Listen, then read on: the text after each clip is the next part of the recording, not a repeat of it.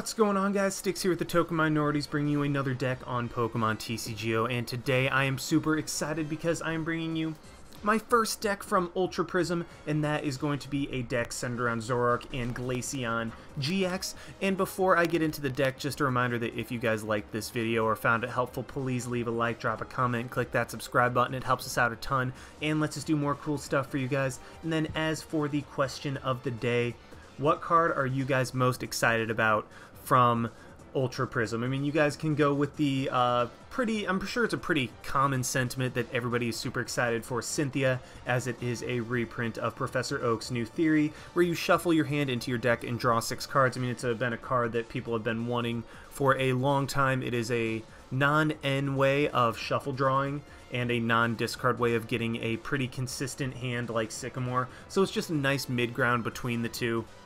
And so, I mean, I'm sure that that is a very, very common thing that people are excited for. However, if you ask me, I would have to say that the one that I'm not... Okay, I don't want to necessarily be, like, most excited, like I'm super ridiculously pumped for this card, but one that I'm most intrigued to see how it does is going to be Dawnwing's Necrozma with the, I believe it's, like, Infiltration is its ability, where basically it's a rush-in, stand-in, whatever you want to call it, where if this Pokemon is on your bench, you can switch it with your active Pokemon. Like, basically that's what it is. It's reminiscent of the old Keldeo EX, which is my favorite card of all time. And so I'm interested to see how that will play in the current meta, like what, if it'll see any use in certain decks, like what decks it will see use in, and what impact it has on the meta, because I remember when Keldeo was a thing, that it was used in a ton of different decks. Like, it was just a splashable one of that helped you get out of things like status and other, well, I mean, just get things out of the active spot, like just a rush in and retreat into what you wanted to go into. So I'm very curious to see how that will end up working out, and it's probably the card that I guess I am the most excited for. I want to see how Dawnwing's Necrozma does. Let me know what card you guys are most excited for from Ultra Prism and why in the comment section down below. I would love to hear what your guys' thoughts are. And before I get into the deck, I also want to apologize. I always try to get, and actually for the past 2 years, I've been able to get a video out on the day that a set has been released on TCGO. Unfortunately, this time around, my codes were 2 days late. Like, they were scheduled to get here the day it came out, but my codes were much later, and so I had to spend the whole weekend scrambling, trying to get stuff together while studying for the same time. So I do apologize that this video is later than I would want it to be, and is later than I bet you guys wanted it to be, but please bear with me. There's not a whole lot I can do when my codes just don't show up. But anyway, on to the deck. Like I said, centered around Glaceon-GX, sorry, and I do want to give a shout out to Supagassy, who gave me this idea, and he's been trying to perfect the deck repeatedly, and since it came out, I think he's already come up with like 4 or 5 iterations, which is really awesome. I mean, like, that's really cool. I do think this deck does have quite a bit of potential, but we'll see how it actually ends up being as the meta develops around Ultra Prism. But Glaceon-GX in itself is a very interesting mon. So its ability, Freezing Gaze, as long as this Pokemon is your active Pokemon, your opponents, EXs and GXs in play in their hand and in their discard pile have no abilities except for Freezing Gaze. So that's really, really interesting, because a ton of decks rely on abilities. I mean, frickin' Zoroark relies on abilities like Trade, you have a Secret Spring with Gardevoir, you have Metagross. I mean, just so many things rely on abilities right now that I think Glaceon's disruptive potential can actually be enough to where it will have a niche in the meta. I'm not sure how big that niche will be, but I do think that it will see some play as an anti-meta type of mon. And then its attack isn't even that bad either. Frost Bullet for a DCE and a Water Energy is just another iteration of Night Spear. I mean, Frost Bullet, Shadow Bullet, they like putting these onto the evolutions because Shadow Bullet was on Umbreon, if I remember correctly. But 90 damage and then 30 damage to one of your opponent's bench Pokemon. I mean, that's not overwhelming by any means, but it is a very solid attack, and then when pumped up with Choice Band, leaves you in a lot of pretty nice situations, just being able to two-hit KO things, and then also hit things on the bench, maybe snipe, pick off the little basic Pokemon that haven't quite evolved yet. I mean, it's a very solid combination. It's a very solid attack that can do some pretty nice damage. And then Polar Spear GX, this does 50 damage for each damage counter on your opponent's active Pokemon. Works great in conjunction with Frost Bullet, just being able to put 30 and then do 150 with the GX attack that knocks out a lot of the basic GXs. I believe that, I think only Ultra Necrozma, or not Ultra Necrozma, only like Duskmane Necrozma and Celesteela, and probably some others are able to survive it. Oh, obviously the Wishy-Washy, but I don't consider that thing a card. But I mean, either way, Glaceon is a very solid mon that shuts down your opponent's abilities, but not your own, so that's very, very cool. And then in conjunction with Zoroark that just functions off DCE, it is very strong. And this is actually even stronger given that Energy Evolution Eevee is here, so you are able to turn 1 shut off your opponent's EX's and GX's abilities with Freezing Gaze, because Energy Evolution, you just play a water energy onto Eevee, and then it can evolve straight into Glaceon, so your opponent's ability to play like a turn 1 Lele if you go first is just completely shut off, and that is gigantic and can really, really, really hinder a lot of decks, especially those that might start off with a Lele and not a supporter. However, given the amount of supporters we have in the format right now, your opponent should be able to have 1 or 2, but I mean, then again, bad luck is a thing, and it is definitely something that having Glaceon active turn 1 gives your opponents less outs to work around.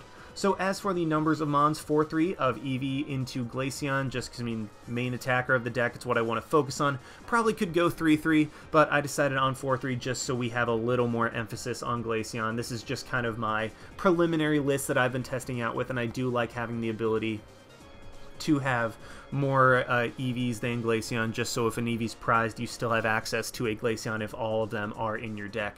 3-3 of Zorua and Zoroark, just because, I mean, backup attacker. I mean, Zoroark is freaking meta-defining. Well, not meta-defining per se. Actually, you probably could use it very loosely, but Zoroark is, I guess, not a meta-defining card. It is just a meta card. Like, it is just the perfect meta card, being able to have an ability that works in every deck, an attack that works in every single deck. I mean, just a DCE being able to hit for 120, 150 if you have a choice band is just insane and is very, very, very powerful, and it's something you can definitely work around. And then also being bulky with 210 HP is something phenomenal as well. 2 copies of Tapu Koko. This was kind of my own little personal twist on it.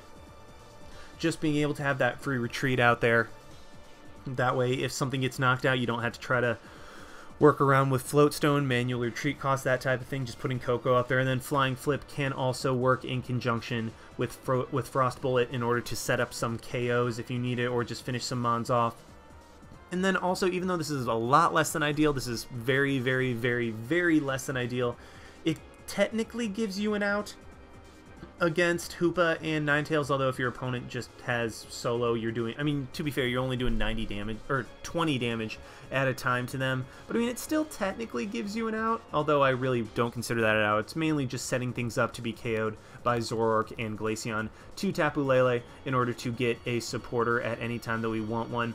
2-2 of Field Blower and Rescue Stretcher to Field Blower because opponents' choice bands are annoying for us. And then 2 Rescue Stretcher as our methods of recursion, as it gives us more options to either shuffle things back into our deck or just get them straight into our hand. 1 Special Charge because DCE is the most important thing in this deck, and we will only need like 1 or 2 water energy per match really for 1 or 2 Glaceon.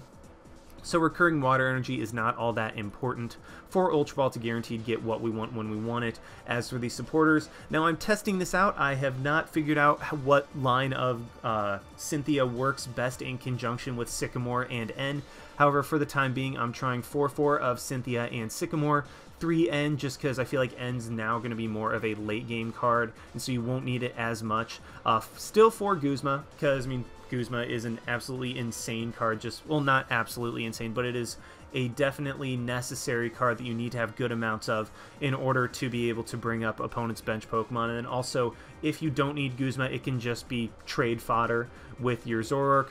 1 Brigette in order to get Zorua and Eevee out early on. And then I'm also trying a Cyrus. Not sure how good it is in this deck. In fact, I would probably be the first card I would cut.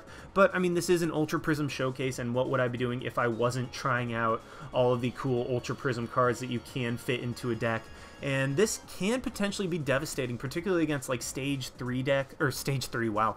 well, I guess technically Greninja breaks a Stage 3, but against Stage 2 decks like Metagross and Gardevoir, if you have a Glaceon active and you play down Cyrus while your opponent only has 2 Gardevoir on the bench or 2 Metagross or whatever, you are able to shuffle all those back into your opponent's deck. So it's potentially an absolutely devastating card. I'm just not sure how well it fits with like the consistency of this deck, but I mean, we will definitely see, and hopefully I'll be able to show it off. As for the items, 3-3 of Choice Band and Float Stone. Float Stone for that free retreat, Choice Band to boost the damage output of both Glaceon and Zoroark, 4 DCE as we want to run the max number of that, and then 7 Water Energy for Glaceon. So yeah, I mean, that's the deck, pretty straightforward. Let's just go ahead and see it in action. Alrighty, we have found one against Maku 505 with a, what was that, like Psychic, Fighting, Dark, Fairy deck. I honestly have no idea what my opponent is running. And do we win the coin flip? Yes, we do. So we will get to go first and shut off his, or shut off their, sorry, not exclusionary, shut off their GX abilities immediately, as I do draw into an Eevee and a Water Energy, which is exactly what I want. And so what I can do with this turn, ooh, it's a Gallade Zoroark deck. That could be really, really interesting, especially considering we will be able to shut off abilities, so that will be great for us. And okay, my opponent starts with Lele, and with that extra card, what I can actually do, Ultra Ball, get rid of Sycamore and the Guzma, so that I will be able to grab a Lele for a Brigette. Let's just make sure it is in there, and no, it's not. So a Brigette is prized. That's kind of unfortunate. That means I'm honestly just going to grab a Zorua, that way I can have a Zoroark for next turn. I really would have liked to have gotten a couple of Zorua and another Eevee down. Let's go ahead and Energy Evolve into a Glaceon. That is my last one, unfortunately. That's why I would have liked to have gotten another Eevee down. That way I can use the Glaceon in my hand to evolve that, but I'll probably just have to rescue Stretcher it again later. But yeah, we're in a pretty solid spot overall. I'm going to be able to attack with Glaceon immediately. My opponent has absolutely no GX abilities, and so that is going to work out great for us. My opponent will Malo. It's not a big deal. I mean, that's just showing that they don't have much of anything in their hand at all, which is honestly pretty phenomenal for me. Like, I'm really, really okay with this. If my opponent doesn't have anything, like, that works out very well for me. And they don't even have a DCE, so that's beautiful. What I can do is go ahead and evolve into Zoroark, DCE up the Glaceon, and then Sycamore away my hand. Unfortunately, I'm getting rid of another Guzma, which is not necessarily something that I want to do, but I mean, I guess I can live with it. Let's go ahead and Ultra Ball, get rid of the N and the... might want to just get rid of the Lele, to be honest. Yeah, let's go ahead and do that to grab another Zorua. I would have grabbed another Eevee, but all my Glaceon are in the discard pile. Let's Choice Band up the Glaceon, Zoroark, trade, get rid of the N. I don't want to give my opponent a fresh hand, and I just get a bunch of Water Energy. So let's actually save the Float Stone if my opponent tries to Guzma up something to stall, like if that's the only thing he was able to get from the Malo. Then again, I mean, Malo, you can get anything from anywhere in your deck. So odds are my opponent got something good. And he will Brigette, be able to get 2 Ralts and a Zorua. That is fine. Even if he attacks me this turn, I'll still be able to hit the Ralts pretty hard. I mean, I'll still be able to snipe the Ralts, get rid of the Tapu Lele, and unless he has a Rare Candy into a Gardevoir, then I will be just fine. Drawn to a Cynthia, which is really nice. Let's go ahead and Float Stone up to Zoroark, and then Cynthia, get a fresh hand of 6 cards, see if I can get anything good. Yes, I do. I get an Eevee. Let's trade. Get rid of the DCE. The only reason I'm getting rid of the DCE is because I have the Special Charge. I get the Water Energy because Glaceon is going to be my way of winning. I know that there are no Glaceon in the deck, but I might as well just take a look to see what else is there. Okay, I can work with the Cyrus later. Cyrus, I think, is going to be very big if my opponent only has 2 things on the bench, because then that will actually let me be able to put back a Zoroark and a Gardevoir, assuming my opponent has a Gardevoir active. And I'm going to play another Eevee, just because max out my bench space. I mean, I know I have 3 Glaceon. I should have access to those at some point, unless one of my Glaceon is one of my last prizes. So right here, I'm going to knock out the Lele and then start sniping the Ralts. Maybe if I can draw into a Guzma, I can knock out 2 Raltses simultaneously, which would be very, very nice for me. But other than that, I'm in a great spot. Like, my Glaceon can go down to a single energy attack from Gardevoir. However, I mean, he has to have that in his hand, and then also he doesn't get Secret Spring or anything like that. So I should be able to take advantage of it. Hopefully I can get another Glaceon up soon. Like, if I can get a second Glaceon up, then I will be in an absolutely perfect spot. And my opponent does just Sycamore away his hand. I mean, given that he Mallowed to try to put himself in a better spot, I mean, the Sycamore was going to be drawn, and he only draws into a Kirlia. And has to Draining Kiss. Now, this is actually kind of a big deal, because this means that I can't Guzma up the other Ralts, or I can't Guzma up the Kirlia and knock that thing out. And knock both of them out with an attack from my Glaceon. And my opponent just decides to concede. I mean, I would have been able to knock out his active Ralt. He would have only had 1 Kirlia and 1 Zorua in play.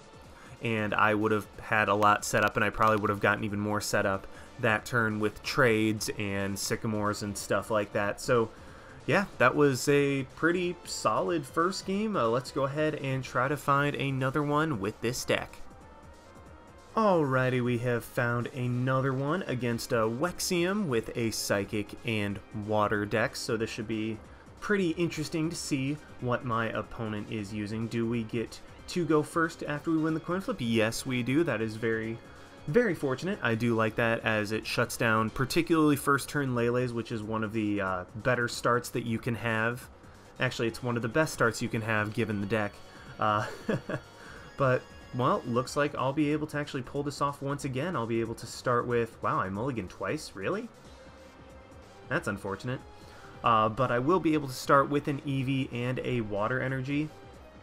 And, wow, looks like my opponent's even going to mulligan again, so even though I mulligan twice, it looks like I'm going to be the one getting the,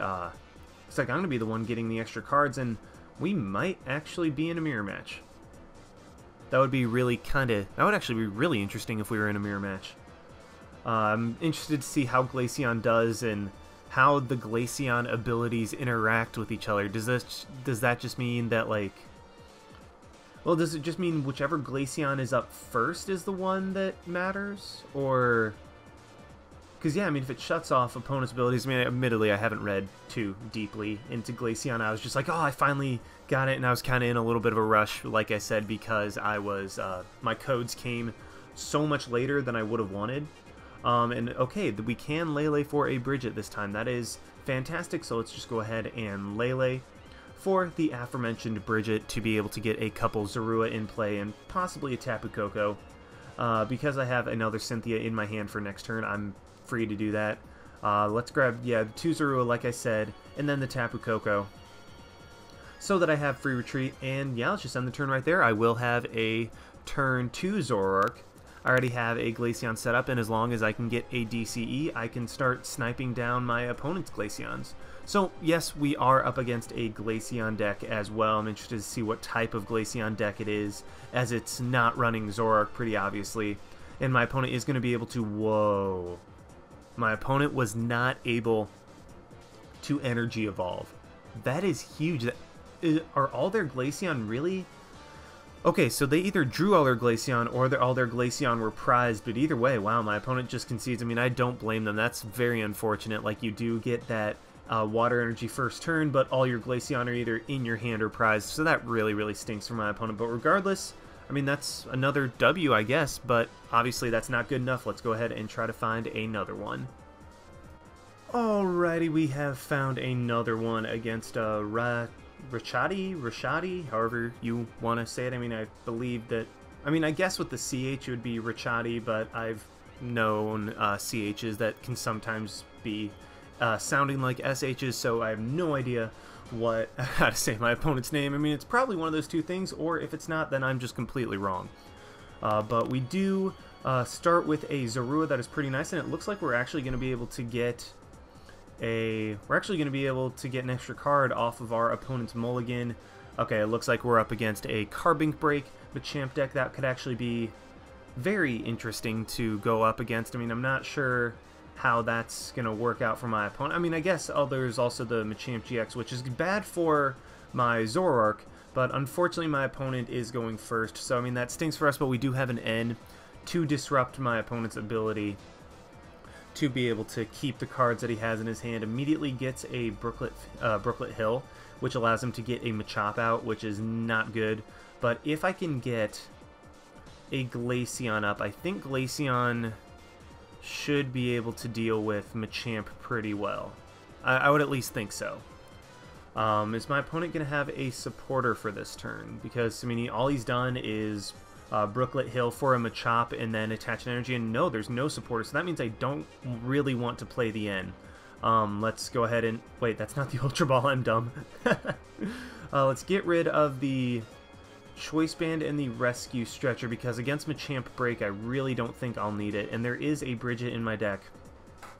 So that is nice at the very least. Let's go ahead and Lele into the Brigette, that way I can get a couple Eevees out, another Zorua out, all that stuff, and immediately get an Eevee evolved into a Glaceon. So yeah, let's Zorua, let's actually only single Zorua because I have a Zorua active, I kind of forgot about that, and double Eevee, and then let's go ahead and Field Blower, get rid of my opponent's Brooklet Hill so we can't use that to get more stuff out, and then let's go ahead and Energy Evolve my Eevee into a Glaceon, and I think just call it a turn at that. I mean, I have a Zoroark in my hand for next turn, I have a DCE so that I'm able to attack, and I mean, that's pretty much all that I need. Like, I'll be able to, if my opponent beacons, I will be able to knock out, I'll be able to end my opponent out of what he beacons for, and then I will be able to knock that out with my Glaceon and get some damage onto the Machamp, or the Machop or Machoke or whatever my opponent has down there. And yeah, my opponent's just going to Ultra Ball right now. I guess they were holding on to it for this turn maybe, or they top decked it regardless. I mean, I think we still should be good, because Machamp Break takes a little while to get going. It takes an attack in order to get going properly and to start hitting stuff, and then I think even then, if I remember correctly from my Machamp Break deck, it's only on the defending Pokemon. Like, you only do an extra 100 damage on the defending Pokemon. And unfortunately, okay, so I now see why my opponent didn't play a supporter if they had one, because they have Rare Candy into a Machamp GX. Well, that sucks quite a bit, and they're down to one card, which is of course a Guzma. Why wouldn't it be a Guzma? So that really, really blows, because now he's going to be able to 2-hit KO me before I'm even able to get any damage off on it. I do top deck a Glaceon, which is nice-ish, but this matchup is going to be really, really tricky for me. I don't want to end. I 100% don't want to end, because my opponent has just no hand, and wow, that's just beautiful. I mean, top decking that Sycamore off that trade is just amazing. And I get another Zoroark, so I'll be able to get another trade. This is bad. This is really bad, because Crossing Cut is going to be able to... It's going to be able to knock out my Glaceon next turn. I don't have a whole lot going for me right now. All I have is a Frost Bullet. But let's go ahead and Ultra Ball, get rid of the N and the Guzma to grab... I mean, just, I guess, a Lele for when my Glaceon goes down this coming turn. And then all we can do is just Frost Bullet, hit Machamp for 90, and hit the Vulpix for 30. Now, I'm really, really regretting getting rid of that Choice Band. I thought we were up against a Machamp Break. It did not cross my mind at all that we would be running up against Machamp GX. I mean, honestly, that's just a fault. That's just fault of my own. And my opponent top decks a Kukui. I mean, it gets him a couple more cards. Hopefully that doesn't end up mattering. But let's go ahead and put the Special Charge back into the deck. Is there a way that I can knock this Machamp out? I don't think there is a way for me to knock him out this turn, so that's really unfortunate. There's no more Eevee, so I can't get another Glaceon. I think I'm just going to grab it just because, and then let's Cynthia away my hand, get some more cards, see if we can get anything good. Let's trade. I might just have to attack with Lele and let Lele go down. Even with Yeah, even with a Choice Band, Zoroark would not be able to knock out Machamp. So what I'm just going to have to do is send Lele up there, hope that my opponent doesn't have another energy, and just put him in range of Zoroark for this next turn. I mean, luckily, my opponent doesn't have anything else going. I mean, granted, this Machamp is kind of tearing me apart right now. And yeah, he gets a Sycamore. That sucks a lot. Unfortunately, both of my ends are in the discard pile, or two of my ends are in the discard pile, rather. So it's going to be very low probability that I'm going to be able to end my opponent down. So this is just going to be a very... This is going to be kind of a tough road to bring this back, as that Machamp early, that Guzma into Machamp just really put me back, as, I mean, Zoroark's weak to Machamp. Glaceon takes 2 turns to power up, and if he's constantly able to just, like, one-shot me, keep me from setting up, then there's not a whole lot I can do. So, okay, there's the other energy. My Lele is 100% going to go down this turn, which is very, very not good, to say the least. And at least I should be able to knock him out in return with a Zoroark. I mean, that's the only thing I'm going to be able to hang my hat on, is that this Machamp will finally go down after taking 4 prizes. But I mean, if you told my opponent that Machamp was going to take 4 prizes and then go down, they would take that 20 times out of 10. Like, that's an awesome beginning for my opponent. So we're definitely going to be on the back foot, trying to come back from this. Although I think depending on if my opponent's able to get a whole lot more going, we actually might be able to make a comeback. As long as my opponent isn't able to get any more Machamps set up, then I think Zoroark might be able to bring it back, as I'm going to be able to, like, knock out the Oranguru, the Carbink, even a Carbink break. And then if my opponent ends up having, like, an Alolan Ninetales, then I just kind of quit, because I can't touch that thing apart from 20 damage per turn with Tapu Koko. And yeah, my opponent is in a fantastic spot right now. I will have to Cynthia for a fresh hand, see if I can get something. I get the Choice Band, which, okay, with that, I mean, I was going to be able to knock it out anyway. Let's go ahead and trade, get rid of 1 Water Energy, see if I can get anything else good, just kind of thin my deck a little bit more. Let's trade again, get rid of a Sycamore. I want to be able to attack with Glaceon later if I need it. And then let's just go for a Righteous Beating, finally knock out this Machamp, and be able to take 2 prizes. So, I mean, my opponent is 2 prizes away from winning the game. We are up against a fighting deck, and we have 2 Zoroarks in play, and we're relying on Zoroark as an attacker. So this is not going particularly well, I would say. Yeah, we do see the Carbink break come down for my opponent, and the Strong Energy, and an N. Well, that's honestly okay for me, because yeah, it gives him 2 cards, and he does have Instruct, and it gives me less cards. But I mean, the less cards my opponent has, the better. And if my opponent has to rely on N as his draw supporters for these turns, then I actually have a chance to come back, because that means he will just not have access to a lot of different stuff. So my opponent is just going to retreat into the Vulpix and then Beacon for 2 Machamp. Oh boy, those things I'm gonna need to get rid of those things, because those things are the only ones that can potentially keep me from. Those are the things that can potentially knock me out and keep me in a bad spot. Because even a Strong Energy Diamond Gift will not be able to knock out my Zoroark with, like, a Choice Band and stuff like that. So I am just gonna Ultra Ball for another Zorua, and then I'm gonna trade, get rid of. Okay, what do I want to go for this turn? I kind of want to grab an N. I really want to get an N, but I don't want to get rid of my Cynthia and leave myself without any draw supporters. So what I'm going to do is just go ahead and get rid of the Water Energy. Now let's get rid of the Cynthia, see if I can get the N, which I do. That is gorgeous for me. And I'm going to be able to DCE up. Do I want to DCE up the Glaceon or the Zoroark? I think the Glaceon, just so I can have some sniping capability if I need it. And then let's end my opponent back down to 2, put those Machamps back into the deck, and now my opponent will not be able to have those Machamps down, and hopefully this is all my opponent has left. I mean, I have a Water Energy so that Glaceon can attack if I need it to. And really, I'm just crossing my fingers at this point that my opponent can't do a whole lot. Like N, I've ragged on N before as it's like being called the comeback card, and never mind, my opponent top decked a Sycamore. Well, that's something. That's actually really unfortunate. And wait, can this knock me? No, it can't. Oh my goodness, I am. Whew, that was close. If my opponent had a strong energy, Carbink would have been able to knock out my Zoroark with a power gem, and that would have just made me very, very sad. But as it stands, he's going to be 20 damage short, and that might just be the opening I need. That really might. Because what I can do, fully power up my Glaceon for one thing. Let's trade. I don't see me needing Cyrus at all. That goes into Lost Zone. It's kind of cool to see that animation being a thing now.